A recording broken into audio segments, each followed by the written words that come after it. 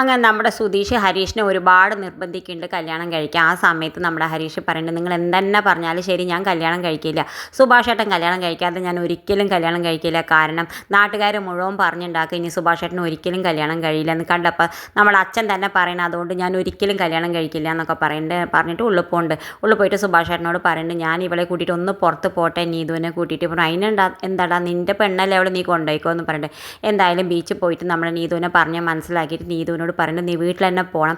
കാരണം വീട്ടിൽ പോയിട്ട് നീ നിൻ്റെ വീട്ടുകാരോടൊക്കെ പറഞ്ഞ് മനസ്സിലാക്കണം. ഇനി അവർ നിന്നെ അടിച്ചാൽ നീ പോലീസ് സ്റ്റേഷനിൽ കേസ് കൊടുക്കുമെന്ന് പറഞ്ഞാൽ മതി. അപ്പോൾ അവർക്കൊരു പേടി ഉണ്ടാവും.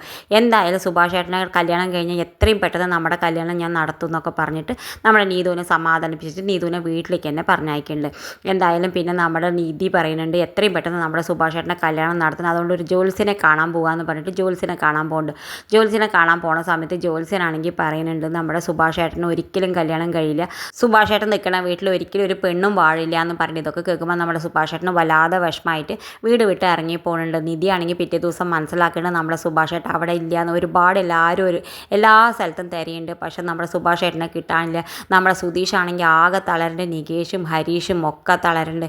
എന്തായാലും അവർ ഒരുപാട് സ്ഥലത്ത് തിരയുണ്ട്, പക്ഷെ നമ്മുടെ സുഭാഷേട്ടനെ കിട്ടാനില്ല. എന്തായാലും ആ സമയത്ത് നമ്മുടെ ഭാസ്കരൻ പറയുന്നുണ്ട്, പോയി അനീഷിൻ്റെ വീട്ടിൽ നോക്കടാ അവിടെ ഉണ്ടാവും എന്ന് പറഞ്ഞിട്ട്. എന്തായാലും നമ്മുടെ സുധീഷ് വേഗം അനീഷിൻ്റെ വീട്ടിൽ പോയി നോക്കുന്ന സമയത്ത് നമ്മുടെ സുഭാഷേട്ടൻ അവിടെ ഉണ്ട്.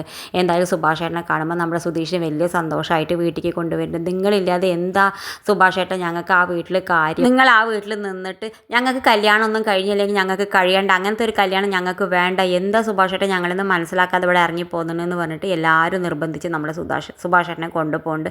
സുഭാഷേട്ടൻ തിരിച്ച് വരുമ്പോൾ എല്ലാവരും സന്തോഷിക്കുന്നുണ്ട്. സുഭാഷേട്ടൻ ഒരിക്കലും ഇവിടുന്ന് പോരുത്, ഞങ്ങൾക്ക് കല്യാണം കഴിഞ്ഞില്ലെങ്കിൽ ഇത്രയല്ലേ ഉള്ളൂ എന്നൊക്കെ പറയുന്നുണ്ട്. ഇത് കാണിച്ചും കൊണ്ടാണ് ഇന്നത്തെ പ്രൊമോ അവസാനിക്കേണ്ടത്. ഇതുപോലെ പ്രൊമോ വിശേഷങ്ങൾ നിങ്ങളുടെ മുന്നിൽ എളുപ്പത്തിലെത്താൻ ഈ ചാനൽ സബ്സ്ക്രൈബ് ചെയ്യാൻ മറക്കരുത്.